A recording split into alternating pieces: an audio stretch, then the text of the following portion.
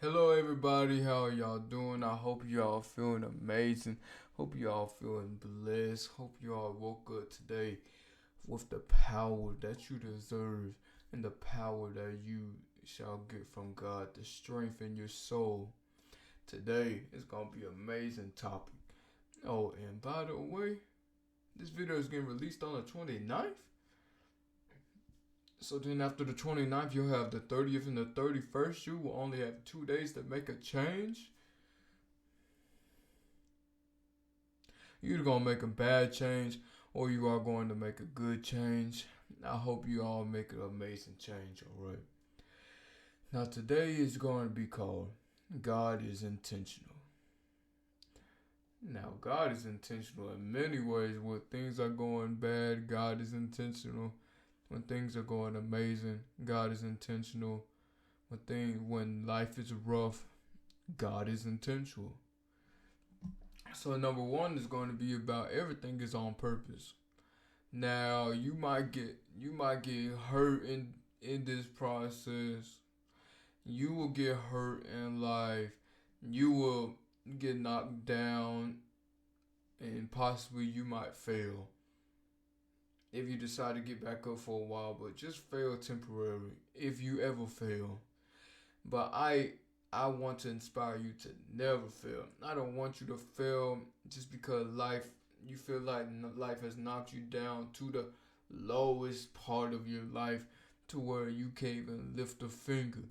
No, life will never knock you down to the fact where you cannot move a finger of faith, of a finger of change, not even a nail. You can still get back up from life. Life will never knock you down so bad. You feel like life is knocking you down with all of its might, or you feel like the troubles are just pounding on you, and you feel like you can't get up, but you can get up. Now the question is, how do you want to get up? Some individuals want to just get up and be soaring, and that can happen if that's your destiny. But some people get up and it's gradual. It's at a constant rate. And then there's some people it takes years for them to get back on their feet. That's okay. Everybody's journey is different. And many people base their journey off of somebody else's journey. But number one, you don't know what they went through in the background. Number two, you don't know what steps they took to get there. Number three, you don't know how much they've been pleading to the Lord. Versus you might just now be getting started. You you might just be getting started with your path. Then you got knocked down. Possibly that person you're trying to compare yourself to faced more difficulties than you. Possibly, like I said, they pleaded to the Lord more. Everything is on purpose because let's see. Everything is just on purpose in general because you need difficulties in your life. I was thinking to myself the other day, I was like, Matthew, what if you had unlimited time? And I'm gonna say this is a difficulty for me. Time is a difficulty. Cause like I said, one day I'll be a good businessman.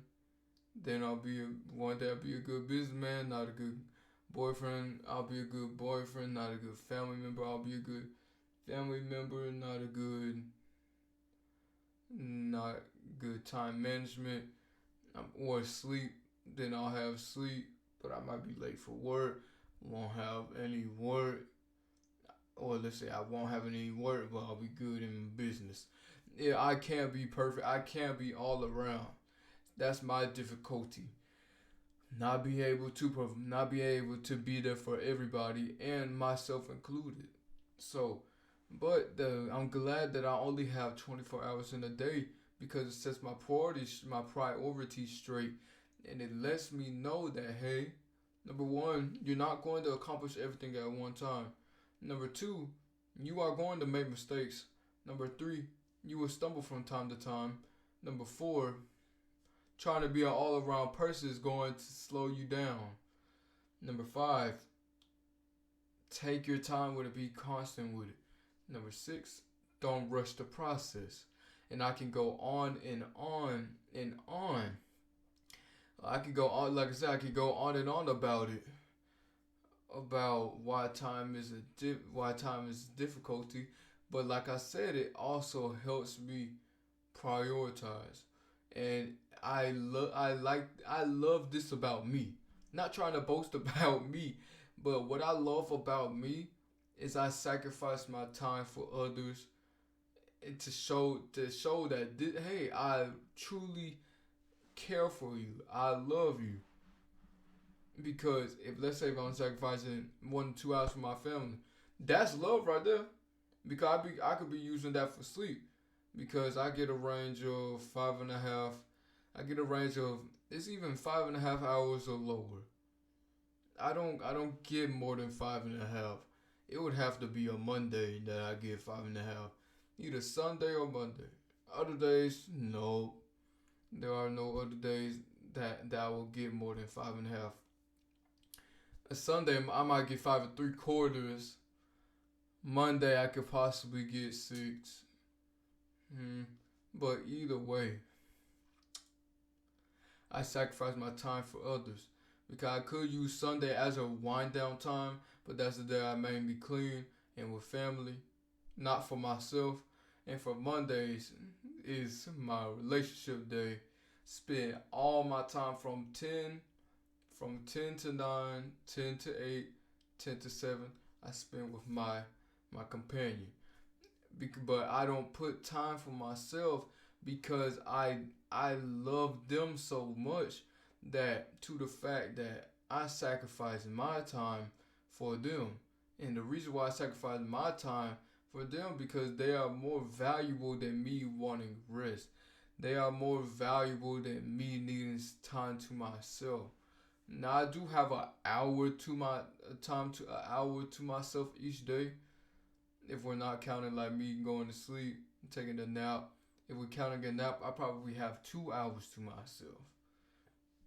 But if you combine that, that's 6.5 hours of sleep. 6.5 hours of sleep or less, and an hour relax time.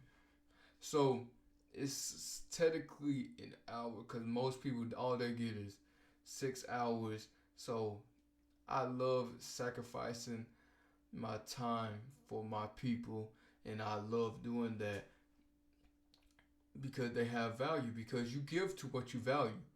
As you see, I don't really value my sleep. Why? Because there are much more things that are important versus my sleep. My mama always say, "Oh, you might. Let's see, what you say? You might black out or you might crash." Yeah, I can crash. There's been times when I feel like I can crash, but then I remember what I'm doing this for, or who I'm doing this for. My discipline kicks in, my mentality kicks in. Like for example, I was reading today. I read for about an hour per week, and today was my reading day. And so, with me reading an hour per week, I was tired. I was tired. My brain was tired.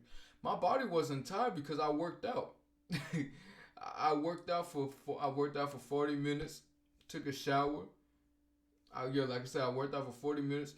Took a shower, but I wasn't tired.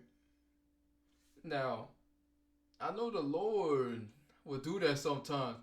He'll be like, "All right, you're gonna be tired today. Let's see how devoted you are to what I'm giving you." Cause He's doing it on purpose. The Lord does everything on purpose. The reason why He does it on purpose because He needs to strengthen you. So back to what this story. This is for all the people that are tired in the morning and need help staying up, need motivation staying up. I'm going to put this into the best explanation, the lowest term possible, layman terms. All right, so I woke up. Now I was about to fall asleep today. I was like this. I was like, that's how I was. But my son was like, "Nope, gotta get up." So I took that head up. And this before I started my day. Okay, so I woke. Okay, 3:55 a.m. All right, my alarm went off. Next thing you know, ooh, 4 o'clock. 4 o'clock. Someone was telling me, I was like, oh, since I went to sleep at 10:45, I could just rest for 5 minutes. All right, so I might have rested 5 minutes, but 3:55 to 4 o'clock. But I start my day at 4:15. All right. So I did okay. So I do all my hygiene. I do wake up hygienes from 4 to 4:15. All right, I give myself 5 minutes to get out the bed. So I'm like, okay, 5 minutes. Once the second alarm rung at 4 a.m., I was like, oh no, I'm getting up. Oh no, I'm getting up. Ooh, turn on the light, turn on everything. You're getting up. Head straight to that room. Head straight to that business room and do your work. Start your day off with your spiritual. So after I finished my hygiene, I was like, and I made it on time too. I made it on time too. I was glad I made it on time too because I thought I wasn't going to make it on time. But just imagine if I had 5 minutes. If I would have woke up immediately at 3:55, I would have had 5 minutes of extra time, and 5 minutes can make a huge difference. But I woke up because I realized who I'm doing this for, what I'm doing this for, why am I doing this for, how can it benefit, and how can it help myself. You have to learn though, you have to learn to put those into the hand when you are tired. In fact, when I was reading, I had 30 minutes of reading left. I was falling asleep in this chair. I was like, you know how your head go like, Then I was like, you know what? Maybe at, what was it, 6:15? No. 7:15. I was like, you know what? Maybe at 7:15, I'll sleep in 15 minutes early. So when the 7:15 hit, you want to know what I did? I did not go to sleep. Instead, I did like how they used to do us in school and make us stand up when we were tired. So that's what I did. I'm not trying to copy those school morals because school morals do not teach you anything about business. They do not prepare you for life. They do not prepare you for anything. They just prepare you for the corporate America society.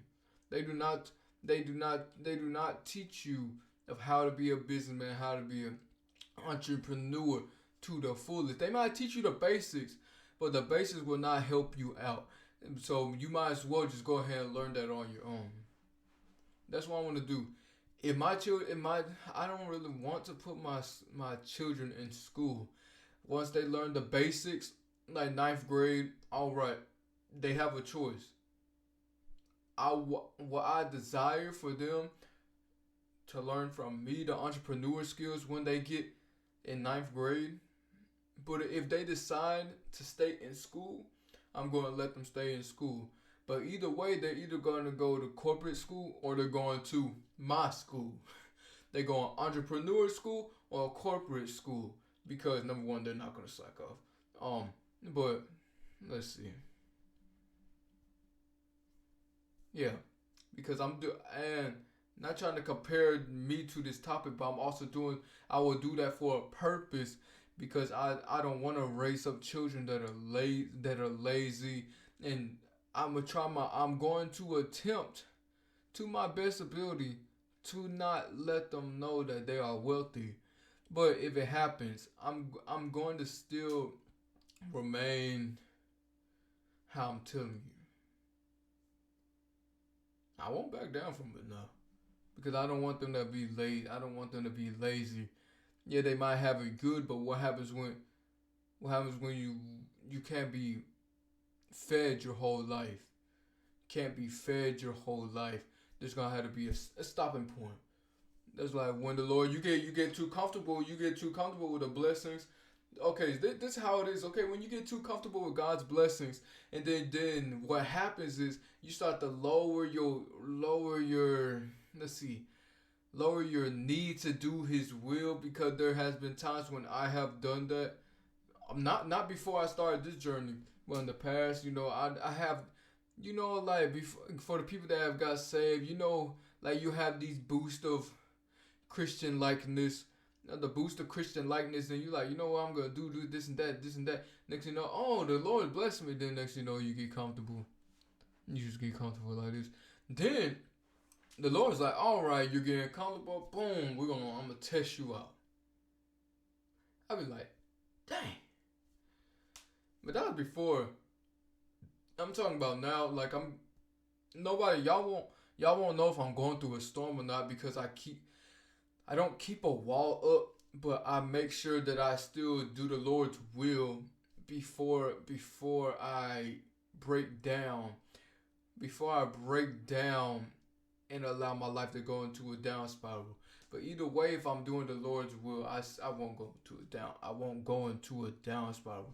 Now, it feels like I'm going to a down spiral, but I won't go into a down spiral, because His will is more important than how my body and flesh feels. Even Paul said that. Paul said that he suffers his body. He makes his body suffer for the Lord. And that doesn't mean like literally kill your body, beat up your body. It means kill the flesh, beat the sins, beat the temptations, beat the depression, beat the anxiety, beat the PTSD, beat that bad mentality, beat that victim mentality, beat all of that. And he meant that, he said that for a reason, on purpose, because he knew the prophecy and he knew the future for us, and he was aware that I'm pretty sure that the Lord gave him a vision that we would be able to read the Bible. We would be able to have the glory to read the Bible and actually be able to understand it and interpret it. So he said that on purpose because, number one, he was like a missionary at the same time. You know, like, of course, you know, the apostles, the disciples, they were more like missionaries, like Christian missionaries.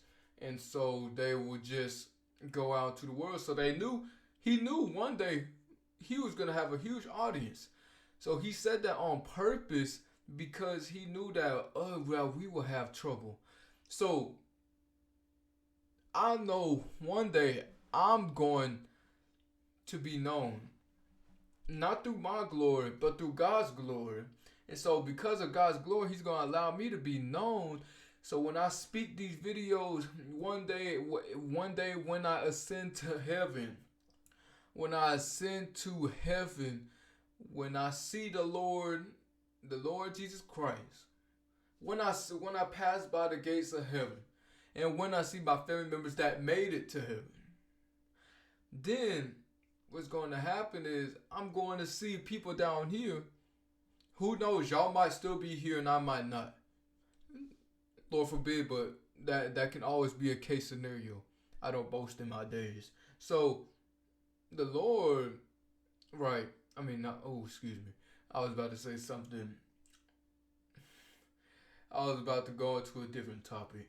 All right. So what I was about to say was, I would look back. I see y'all struggling. Then I'll just see y'all looking at my video, because I'm saying all this on purpose, because I know there will be a time y'all are going to need this. There will be a time you need this. There will be a time you are down. There will be a time the storm, you feel like your limbs are getting cut off. You can't move. It's a sandstorm. It's like you trying to walk in a sandstorm. It's like you're going against a hurricane, but you are a palm tree. What I mean by you are a palm tree, you can face it. You can face it, my guy. You can face it, my lady. You can face it, my man. You can face it, my woman. You can face it, my male, female. Y'all can face it. And y'all can face it even more with unity. That's why I used to stand on unity so much. But I'm not here to unify. I'm not here to unify. I'm here to strengthen, and I'm here to empower and encourage y'all to do the will of the Lord, to increase in the Lord and decrease in your flesh. I'm here to allow y'all to uplift yourselves with all humbleness. That's what I'm here for. So I'm not here to unify. I'm not here to judge. I'm not here to judge. I'm not here to make somebody do right. That's not what I'm here for. I'm here to do God's will because he knew the purpose. There you go. He had for me. All right. Number two, this gonna be it's not many topics. Okay, not for this one. It's gonna be possibly just two. I might be able to squeeze a third one in. Number two, the storm is not a bad thing. You have to realize the storm is not a bad thing. And it's funny because Bishop was just talking about this Sunday. He was talking about the storm is not the devil. Why is the storm not the devil? Because the storm is what strengthens you. Now, the storm can cause you to feel certain ways, but you can know when it's the devil and when it's not. Like, there's bad people sent into your life and then you drift from them and then they say this and that. And then you possibly might get attacked. Let's say that. That's not, no. Like, you are missing the interpretation. Because number one, you can't get attacked if you God's child. And when I mean God's child, I do not mean, oh my gosh, I know the Lord. I know the Lord. Oh my gosh, I know the Lord. I love him. That's not saying you're God's child. Saying you're God's child is obeying him to the best, even if it hurts you inside. And even if you stumble, that's God's child. Because even the people that are in hell right now, like, personally, what it said is, I do not know you in the New Testament. I'll look back and give this to you. I'll look up the scripture. But it said, I don't know you, meaning that you disobeyed my command. I gave you chances after chances. You wouldn't listen. You still wearing your ways. You're still hanging out with them same people. Still hanging out with that family member that's causing you to get back into this mess. You did point A and you made sure that you kept it from point A to point Z. Now I have to deny you into the heaven gates. That's what it means. Because of course, we are all his children.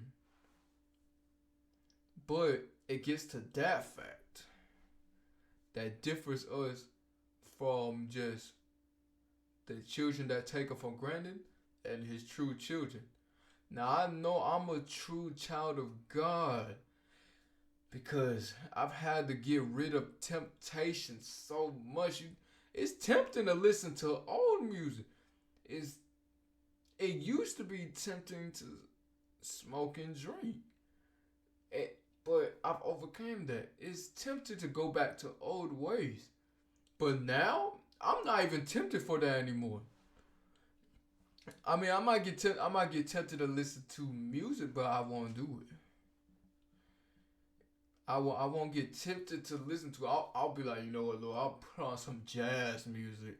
Let me put on some jazz music to calm that sensation down. To calm that desire to listen to that fleshly music, that fleshly genre. But my bad. But back to what I was saying, the storm is not a bad thing. You can overcome it. You need the storm, because if you don't have the storm, you will be like the Israelites and take it for granted.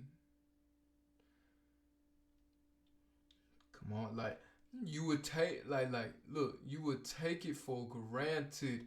The reason why we aren't given just blessings, because how will we value it?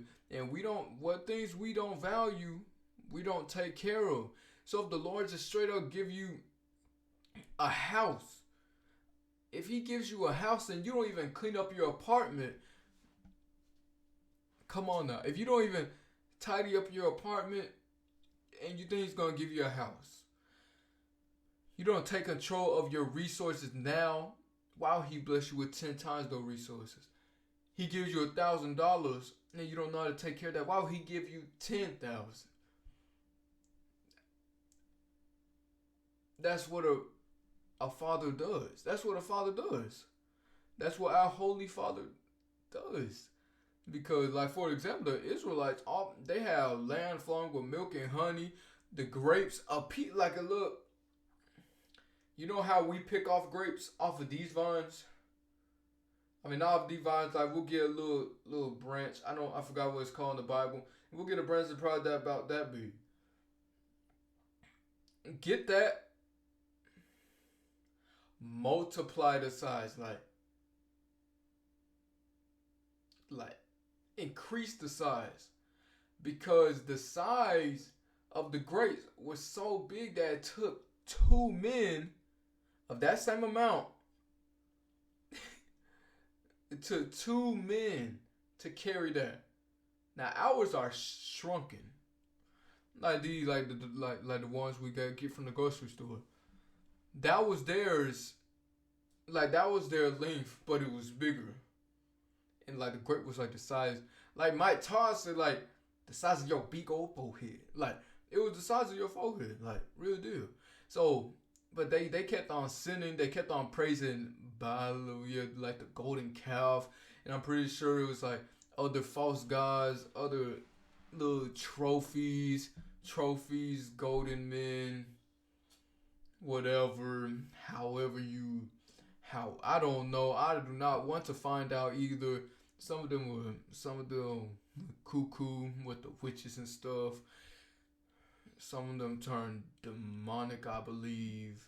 Not sure if that truly happened, but I feel like it did. But so that's why we are not given the things that we desire at the direct moment. Because if I was to say, Lord, give me $1 million, Lord, give me a house, how would I be able to take care of it if I don't even have the time to take care of this right here? Now, I make time to take care of it, but I don't have free time for it. So, with the effort it takes to do this, you have to have more effort. So, I can't say, Lord, give me a big old audience. I can put how much I want to. Look, I can put how much I want to for an audience. But, like, for example, I was doing 15 minutes. The first I was doing 5-10 minutes. Then I was like, alright, I'm increasing to 15. Then I was like, alright, increasing to 30 minutes. Now, more duration, and it had more hours. Now, 30 minutes, I believe, per day is amazing. It's amazing for free. And I'm not going to neglect what I do. But 30 minutes, that's amazing. I'm putting in the effort. Now all the Lord's trying to do is build me up. And, I might have to just do an hour per day. I might have to do an hour. I might have to do an hour per day. Just put it, do two 30-minute videos. Just put it into a day. But this storm that I'm going through right now, for motivation, for finance, sometimes for my mental, it's all needed. I know I said I wasn't going to speak up about it, but I did. Because I want y'all to be able to speak up about yours. Yeah, it's all part of the storm, because the storm is what make you. He is literally forming my story for y'all. He's forming my story. He's already formed parts of my story that I thought was already overwhelming, but now he's working on different parts of my life that feel overwhelming right now, because he's going to use all aspects. He's going to test all of my aspects. He's testing me with my spiritual. He's testing me with my mental. He's testing me with finance. He's testing me with relationship. He's testing me for physical. He's testing me with patience. He's testing me with my anger. Not in a bad way. He's not like how we depict it as, oh, you testing my anger. I mean, he's testing my anger. He wants to see if I can get angry. He wants to see how well can I do without getting angry. How well how well can I do without getting angry at his own children that he made in his image? The storms are not a bad thing. Keep the storm. Be thankful for the storm. Because when the results you get from defeating that storm, you're not going, years from now, you are not going to say, "Ooh, I wish I didn't have that storm," because you're going to be like just like me, saying, "Oh, I'm glad for that storm," because I'm glad for this storm right now. I've had many storms in my life. Many storms in my life. Some have been tornadoes, some have been class 1 tornadoes, some of them class 5 tornadoes in my life, but it is what it is. We overcome. We were made to overcome. We were not made to stand still. We're only made to stand still in the Lord, but our life is not supposed to be, we're not supposed to stand still in our life. I hope y'all enjoyed this video because I enjoyed saying it to y'all. God bless y'all. Don't forget Jesus loves you. Don't forget to hit like, subscribe, and make sure you share it amongst your people. Even if they're not Christians, share it to them. Share it to them even if they're not Christians. I'll talk to y'all later, and I'll see y'all tomorrow.